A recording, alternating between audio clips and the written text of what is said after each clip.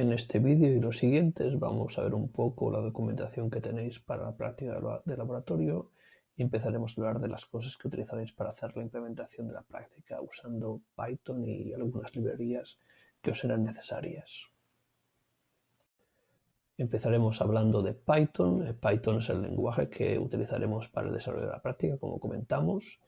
Tenéis aquí apuntadores a diferentes recursos que os van a permitir aprender Python. Como os dije, no vamos a utilizar cosas muy complicadas de Python, por lo tanto no tendréis mayor problema. También Python es un lenguaje bastante sencillo de utilizar. Enseguida aprenderéis cómo funciona. También podéis ver en los ejemplos bastantes cosas de las que tendréis que hacer. Trabajaremos con Python 3.6. Si utilizáis Linux, la distribución que tengáis seguramente ya tendrá Python 3.6 o 3.7, que es la última versión que está en las últimas distribuciones. Seguramente también es posible que tengáis Python 3.8. No hay mayor diferencia entre las versiones, al menos para el desarrollo de la práctica. En la documentación también os explica cómo instalar las librerías y paquetes que vais a necesitar para desarrollar la práctica. Los podéis instalar en local o los podéis instalar globalmente en la distribución que tengáis. También os explica cómo utilizar lo que se llaman entornos virtuales, de manera que podáis tener una instalación específica con solamente algunos paquetes sin cambiar la instalación global del sistema. Os explica un poco cómo se instala los entornos virtuales y cómo se activan para poder utilizarlos. De las librerías que tendréis que utilizar, la documentación os explica algunas de ellas. Básicamente podéis utilizar la librería de multiproceso, que ya viene por defecto en Python. Lo podéis utilizar si os es necesario para desarrollar los agentes. Tenéis también la librería Flask. La librería Flask os va a permitir desarrollar las APIs REST, que son las que permiten la comunicación entre los agentes. Es una librería que tendréis que instalar. Luego tendréis la librería Request, que es la que permite hacer peticiones a APIs web que trabajan en REST, básicamente para poder hacer después la comunicación. La Flask os permitirá generar el servidor de web y luego con la librería Request podréis mandar peticiones a ese servidor web. Luego tenéis la librería rdflib, que es la que os permitirá trabajar con la ontología, os permitirá crear el grafo de conocimiento, el grafo RDF, donde deberéis almacenar la información de los agentes y que también os permitirá generar, por ejemplo, el grafo RDF, la serialización que después utilizaréis para la comunicación entre agentes. Y luego también tenéis una librería que trabaja con Sparkle, que permite hacer consultas a fuentes de linked data, aunque la librería RDF también tiene primitivas, tiene métodos que permiten hacerlo. Vale, lo que tenéis que tener en cuenta es que si trabajáis en línea de comandos, para que Python pueda encontrar vuestro código, tendréis que definir la variable de entorno Python path si estáis en Linux. Se define de manera diferente dependiendo del shell en el que estéis. Si trabajáis en macOS tendréis una cosa parecida, tendréis también un shell a partir del cual podéis definir variables de entorno. Si trabajáis en Mac o si trabajáis en Windows, si queréis trabajar en Windows también tendréis pues variables de entorno que podéis definir, donde podéis definir Python path para que apunte a donde tengáis vuestro código. Si trabajáis en un IDE seguramente no necesitaréis hacerlo, pero después necesitaréis poder ejecutarlo en local desde línea de comando en algún terminal y os hará falta definir esta variable. Vamos a comentar un poco las instalaciones de Python que podéis usar. Por defecto todos los Linux tienen instalado Python. Veréis que tenéis dos versiones de Python, la versión 2 y la versión 3. Utilizaremos solamente la 3, dependiendo de lo moderna que sea vuestra distribución, tendréis Python 3.6 o 3.7. Si es muy moderna puede ser que tengáis la 3.8, no hay mayor diferencia, todas os servirán para hacer la práctica.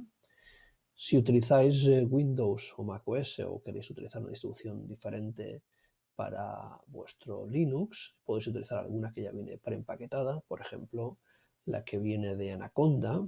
Anaconda tiene diferentes Python que ya tienen instalados muchos paquetes. Seguramente algunos de los que os hacen falta para la práctica los podéis instalar porque no vienen por defecto, pero será igual de sencillo que instalarlo en el Python que viene por defecto en Linux. Veréis que tenéis en esta página, en anaconda.com distribution, una descarga que os llevará al sistema operativo que estéis usando, Linux, macOS o Windows. Tendréis que bajaros la versión que corresponda al Python 3, en este caso la última que hay es 3.7, y eso os instalará en vuestra máquina Python. A partir de ahí tiene un instalador y podéis instalar paquetes o podéis utilizarlo desde línea de comandos. Os podrá servir tanto para Linux, macOS o Windows. En Linux simplemente os creará un alias que os sustituirá el Python que viene por defecto en vuestra máquina.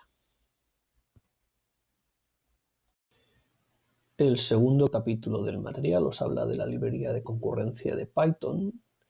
Igual no la utilizáis o igual no decidís no utilizarla, pero si queréis, por ejemplo, programar capacidades, planes dentro de vuestros agentes que funcionen en paralelo, dentro de un solo agente, podéis utilizar esta librería de concurrencia. La librería de concurrencia funciona, como seguramente os habrán explicado en alguna asignatura, de paralelismo. Lo que es generar procesos, si estos procesos simplemente ejecutan funciones en Python. Tenéis esta documentación, pues una serie de ejemplos que os explican detalladamente cómo se generan los procesos, cómo se pueden comunicar entre ellos utilizando las diferentes primitivas de multiproceso que tiene Python. Son exactamente iguales que las que seguramente os han explicado en alguna de las asignaturas que se explica paralelismo en la carrera. Tenéis, por ejemplo, colas, tenéis semáforos. También podéis pasar entre los procesos información a través de tuberías y todas las primitivas que habitualmente se explican cuando se habla de paralelismo. Tenéis diferentes ejemplos. Los ejemplos los tenéis también en el código que tenéis en GitHub y los podéis ejecutar y ver un poco cómo funciona.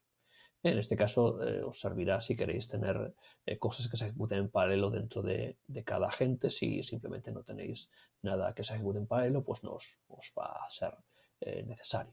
Incluso podéis, si queréis, tener para un mismo agente diferentes flasks y eso pues os podría servir para simular el paralelismo. Si queréis podéis ejecutar los diferentes ejemplos un poco para ver cómo funcionan. Os podéis leer la explicación que tenéis en este capítulo sobre cómo funciona la librería de paralelismo. El tercer capítulo lo vimos al principio de la asignatura cuando vimos los ejemplos de sistemas distribuidos. Os habla de cómo se crean APIs en REST utilizando Flask. Lo podéis echar un nuevo vistazo, podéis repasar un poco qué es lo que es REST, un poco cómo se generan las APIs utilizando Flask, que os permite pues, simplemente conectar una API a través de Internet. Y luego podéis pues repasar de nuevo cómo se envían las peticiones utilizando la librería request. Con eso tendréis suficiente para poder conectar los agentes entre sí. Os recuerdo que un agente básicamente va a ser una API REST que tendrá una entrada a través de la cual recibiremos las peticiones que les hagan otros agentes, y para hacer esas peticiones el código de Python que tengáis, lo único que tendré que hacer es hacer un request utilizando la librería request a las entradas o la única entrada que tienen las API REST que implementaréis por agente.